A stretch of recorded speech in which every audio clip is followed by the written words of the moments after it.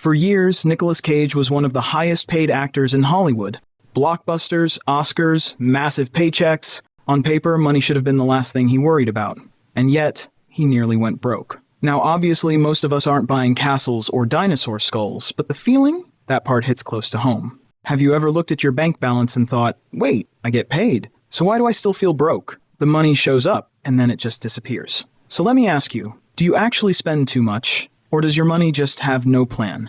That's exactly the problem the Barefoot Investor tackles. This book doesn't yell at you to stop buying coffee or tell you to track every dollar like a maniac. It looks at how normal people actually live, and then builds a money system that works with that, not against it. Alright, here's the big idea. Most of us think money problems come from a lack of discipline. Like, if I just tried harder, if I had more self-control, if I stopped being dumb with money. But let's be real. Have you ever started a budget all fired up and then completely forgotten about it 2 weeks later? Relying on willpower with money is like trying to eat healthy while living inside a donut shop. You might survive for a bit, but eventually, you're cracking. Not because you're weak, but because the environment wins. So instead of saying, be more disciplined, Scott says, stop relying on discipline at all.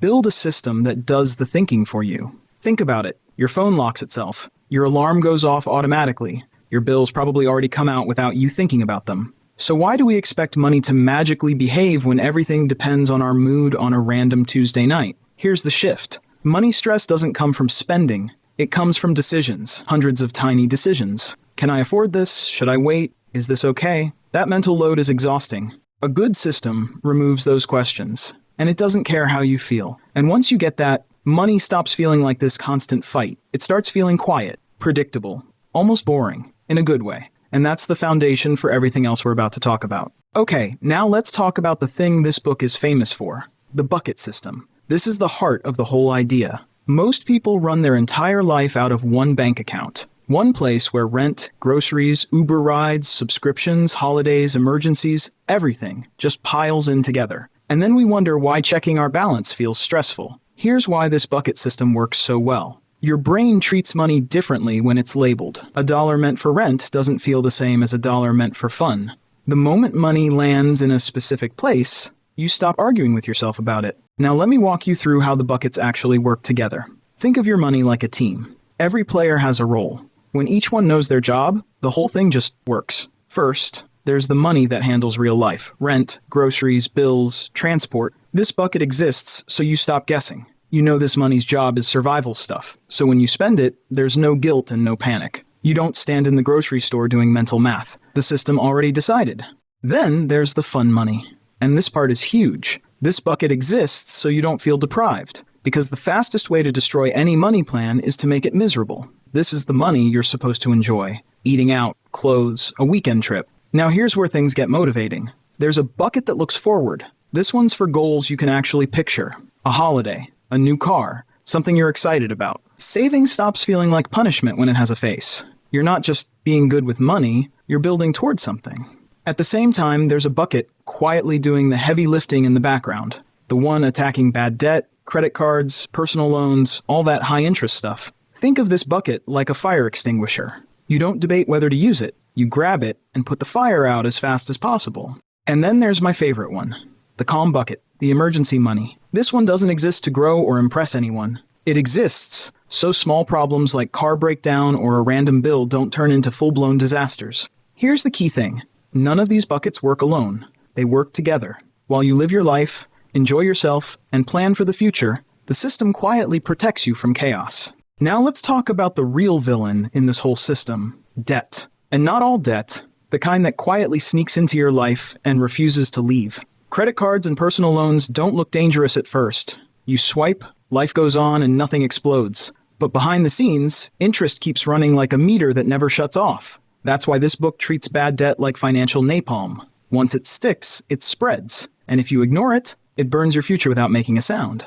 Here's why this matters. Even people who earn insane amounts of money get trapped by debt when there's no system in place. Take Johnny Depp, for example. For years, he was one of the highest paid actors on the planet.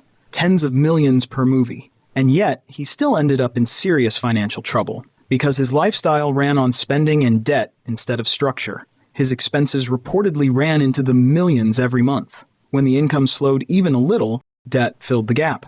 That's the scary part. Debt doesn't care how much you earn. It only cares about whether you have boundaries. And now zoom that same pattern down to real life. Credit cards covering groceries, loans smoothing over emergencies. I'll deal with it later becoming a habit. Suddenly, part of every paycheck already belongs to the past. That's why this system doesn't say, manage bad debt. It says finish it. One bucket exists purely to attack high-interest debt. Credit cards, personal loans, anything with brutal interest rates. No distractions. No half measures. You put the fire out first. Cutting credit cards sounds extreme until you realize what they actually do. As long as the fire keeps getting fuel, it never really goes out. Remove the fuel and progress finally sticks. Now, mortgages are different. They can be okay, but only if they stay under control. A mortgage that fits your life gives you stability. One that stretches you thin turns your home into a constant stress machine. And when bad debt disappears, your money finally starts working forward instead of backward. Paydays feel lighter, decisions feel easier, and you stop feeling trapped. Investing in superannuation. Most people think investing means action, checking prices, making moves, feeling like you're doing something smart. But in reality, that's usually where things go wrong. The more exciting investing feels, the more expensive it tends to be. This book takes the opposite approach. Keep investing boring and long-term. A real-world example that shows why this works is Peter Lynch. When he ran one of the most successful investment funds in history, his secret wasn't speed or prediction. It was patience. He invested in things he understood and held them for years. While others panicked during market crashes, he stayed put, and that's where most of the gains came from. That idea matters because most people don't lose money by choosing terrible investments. They lose money by jumping in and out. They buy when everyone's excited and sell when everyone's scared. Fear and hype do more damage than bad picks ever could. That's why the book leans toward low-cost index funds and minimal tinkering. Every trade costs you something. Fees, taxes, bad timing. A tiny fee doesn't feel like much today, but over decades, it quietly eats a huge chunk of your future money. Now let's talk about superannuation, because this is where people accidentally leave a lot of money on the table. Super feels far away, so it's easy to ignore. But it works on the same principle Peter Lynch lived by. Time does the heavy lifting. Small changes early grow into massive differences later. Fees matter here more than almost anywhere else. Over 30 or 40 years, even small fees can cost tens of thousands without you noticing. Think of super like cruise control for your financial future. You set it once, keep it smooth, and let the distance add up. Jerking the wheel every time the market moves just slows you down. The big takeaway is simple. Investing isn't about being clever, it's about being consistent. Set it up, keep it boring, and let time work. Insurance and protection. And now we get to the part most people skip.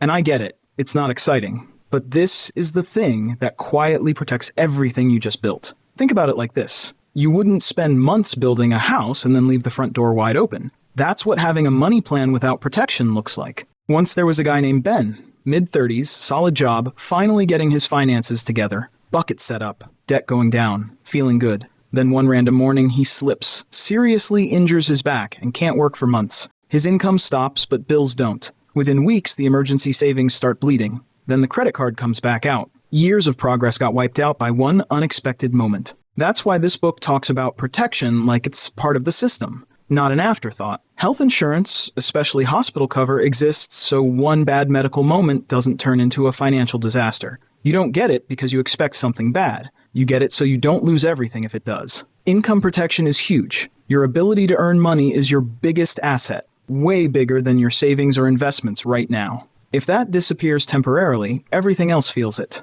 This insurance buys you time to heal, time to recover, time to not panic. And life insurance, that's not about you. That's about the people who depend on you. It's there, so if the worst happens, your family doesn't also inherit financial stress. Think of insurance like a seatbelt. You don't put it on because you plan to crash. You put it on so one bad moment doesn't ruin everything. At the end of the day, this isn't really about money. It's about mental space. You don't need to be perfect or track every dollar or give up the things you enjoy. You just need a setup where your money knows where to go before you can overthink it. The buckets give clarity. Killing bad debt removes the weight. Boring investing lets time work for you. Protection keeps one bad day from undoing years of effort. So ask yourself, what would change if money stopped being the thing you worried about the most? If you like this way of thinking, and you want to go deeper into the mindset behind long-term, calm investing, check out my video on the intelligent investor. It connects perfectly with everything we talked about today. If this video was helpful, hit the like button and subscribe for more.